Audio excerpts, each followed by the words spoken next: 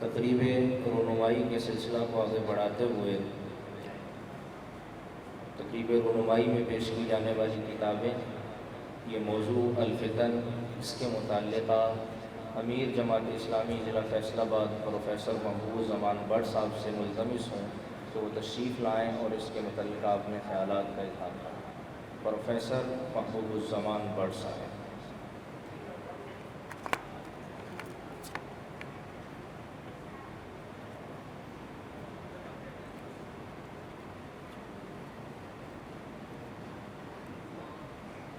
الحمدللہ رب العالمین والصلاۃ والسلام علی رسول کریم وعلی آلہ واصحابہ اجمعین، اما بعد، اعوذ باللہ من الشیطان الرجیم، بسم اللہ الرحمن الرحیم، رب اشرح لی صدری ویسر لی امری واحلل عقدۃ من لسانی یفقہوا قولی، صدق اللہ العظیم۔ آج کی یہ تقریب سعید اس لحاظ سے بڑی بابرکت ہے کہ اس میں مفتی محمد مسعود ظفر صاحب نے اپنی 3 کتب پیش کی ہیں،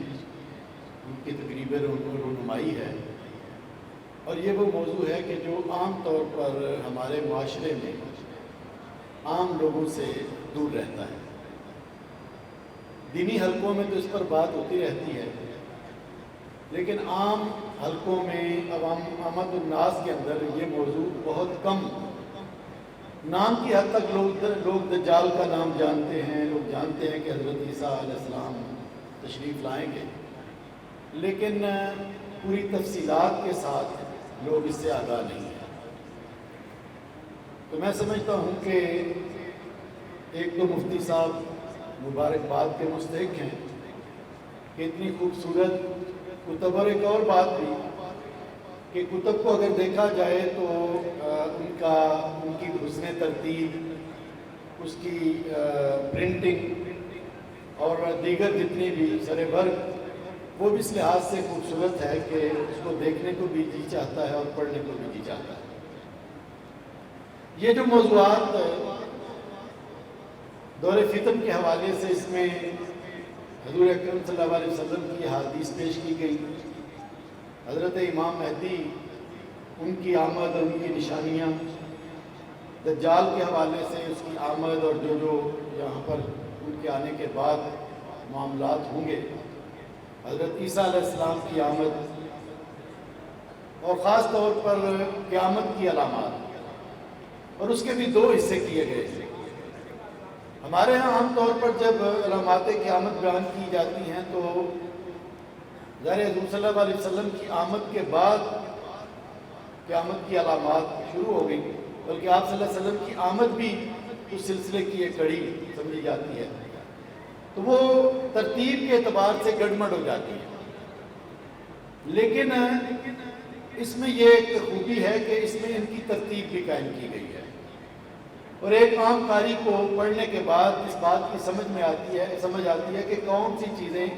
جو پہلے گزر چکی ہیں، کون سی چیزیں اور کون سی علامات آنے والی ہیں، اور کون سی بالکل قیامت جب قریب آئے گی تو کون سی چیزیں اس وقت رونما ہوں گی۔ ظاہر یہ ایک کوشش ہے، علمی کوشش ہے، اس میں انسانی بس کے اندر جو علمی طور پر ہو سکتا ہے وہ انہوں نے کیا ہے۔ حتمی طور پر تو اللہ تعالیٰ ہی جانتا ہے کہ کون سی ترتیب ہوگی اور کون سی چیز اور علامت پہلے ہوگی اور کون سی بعد میں، لیکن میں اس حوالے سے خاص طور پر ان کی توصیف بھی کروں گا کہ یہ ایک خوبصورت اور منفرد چیز ہے کہ جو ہم جیسے لوگوں کے لیے بہت ہی قیمتی ہے، اور میں نے اسے پڑھ کر واقعتاً پہلی مرتبہ مجھے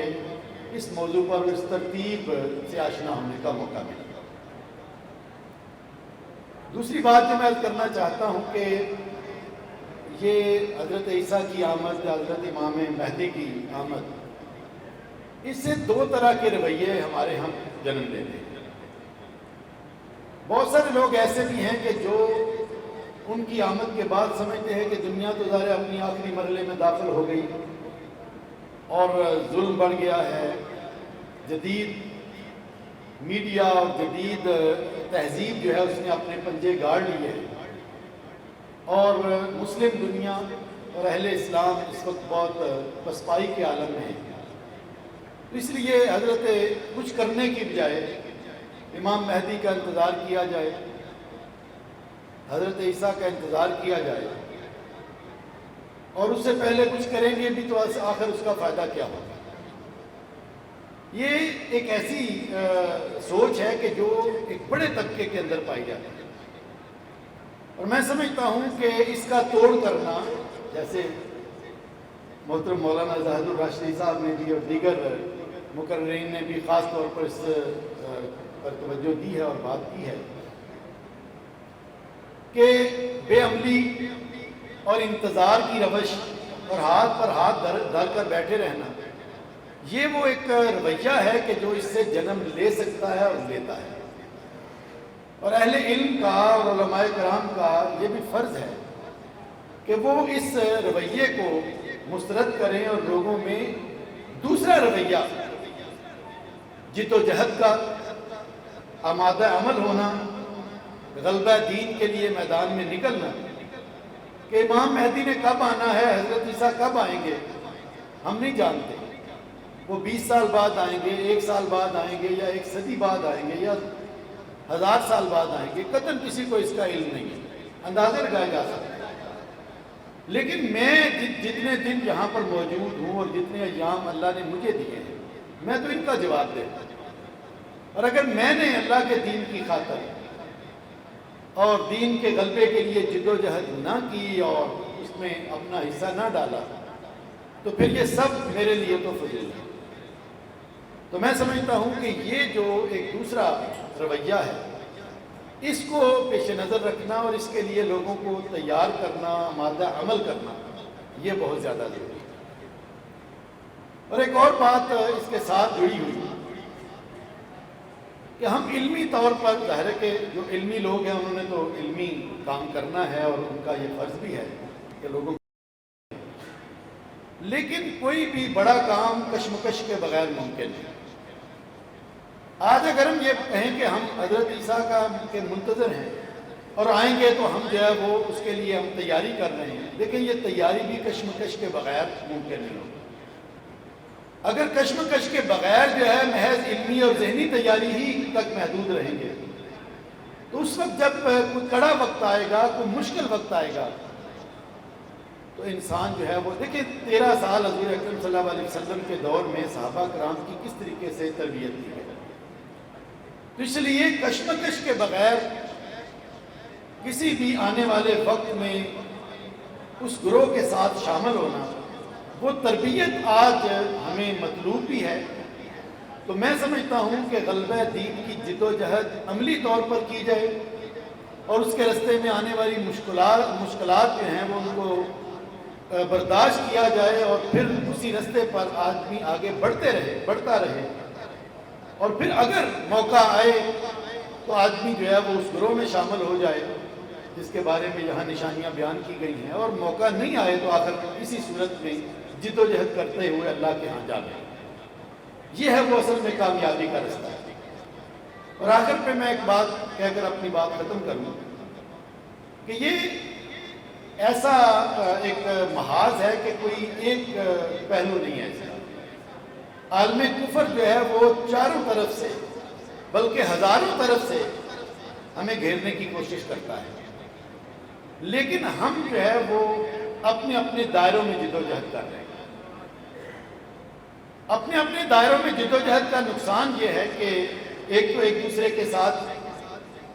وہی مختلف دینی طبقات جب جد و جہد کرتے تو معلوم ہی نہیں ہوتا کہ وہ کیا کام کر رہا ہے اور وہ کیا کام کر رہا ہے۔ اور دوسرا یہ ہے کہ ایک دوسرے کے ساتھ اگر معاونت ہوگی تو اس کے نتیجے میں کام بڑی تیزی کے ساتھ آگے بڑھے گا۔ میں سمجھتا ہوں کہ یہ وہ ایک بنیادی نقطہ ہے کہ جس پر ہمیں عملی طور پر اقدام کرنے کی ضرورت ہے۔ ہمیں بھلے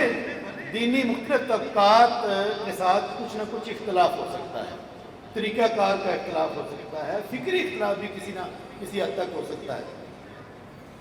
لیکن اگر سب مل کر کریں، کوئی کسی نے ایک محاذ سنبھالا ہوا ہے، کسی نے دوسرا محاذ سنبھالا ہوا ہے، کسی نے تیسرا محاذ سنبھالا ہوا ہے، تو اگر سب مل کر آپس میں مشاورت کے ساتھ ساری کی ساری جد و جہد کو آگے بڑھائیں گے تو یہ بہت زیادہ جلدی بار آور ثابت ہوگا۔ تو میں سمجھتا ہوں کہ یہ وہ نقطہ ہے کہ جس پر غور و فکر کرنے کی بھی ضرورت ہے اور جس پر عملی طور پر اس کو آگے بڑھانے کی ضرورت ہے۔ آج کی یہ خوبصورت تقریب میں اس پر جو ہے وہ مفتی صاحب کو ان کی علمی کاوش پر ان کو مبارکباد پیش کرتا ہوں، اور جن جن اداروں نے اس پر جو ہے وہ ان کا ساتھ دیا، ہاتھ بٹایا، کوشش کی، اللہ تعالیٰ ان کو بھی اجر عظیم سے نوازے۔ اللہ تعالیٰ ہمارا حامی ناصر ہو۔ باخ خدا الحمد للہ رب العالمین۔